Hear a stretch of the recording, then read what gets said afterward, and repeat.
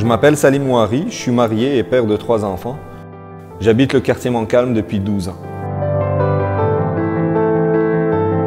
On a le pouvoir en tant que citoyen de modifier les choses, mais aussi de participer et d'influencer.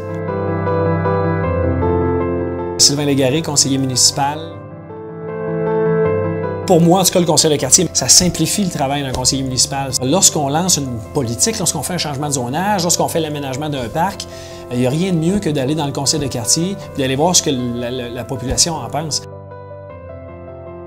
Si le citoyen veut avoir le plus grand impact, il faut qu'il apporte tout simplement sa réalité et des éléments concrets et réalistes.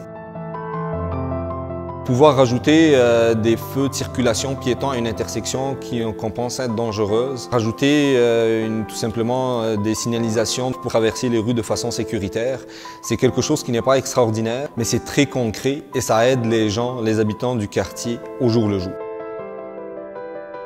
Les problèmes, je dirais, majeurs de mon quartier, de vitesse, de développement de parc, de sécurité, les problèmes qu'on a envoyés aux policiers, les problèmes qu'on a envoyés aux fonctionnaires qui ont été réglés, ça part du conseil de quartier. C'est eux qui ont initié cette démarche-là.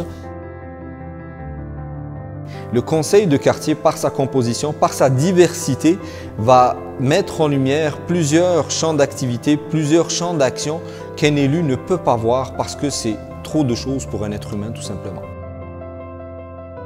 Les recommandations qui sortent du conseil de quartier ne sont pas prises à la légère parce qu'on est sûr d'avoir des bonnes recommandations. Évidemment, sont connectés sur les citoyens.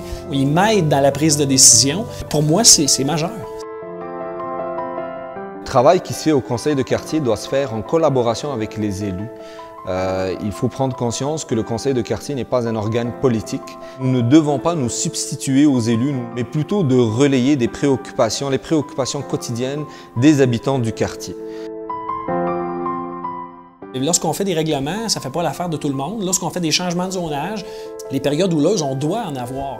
Puis c'est correct comme ça. On est là pour écouter. Au bout du compte, le projet est bonifié, et puis c'est ça le principal.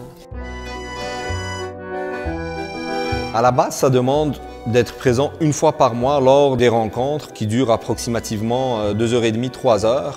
Par la suite, il ne faut pas oublier que nous sommes des bénévoles, donc on s'investit selon nos intérêts et selon nos disponibilités. Lorsque tu veux faire avancer ton secteur, tu es assis à la meilleure place. Tu as un dossier de parc, c'est là que ça se passe, c'est pas à un autre endroit. Le développement de ton quartier, c'est là.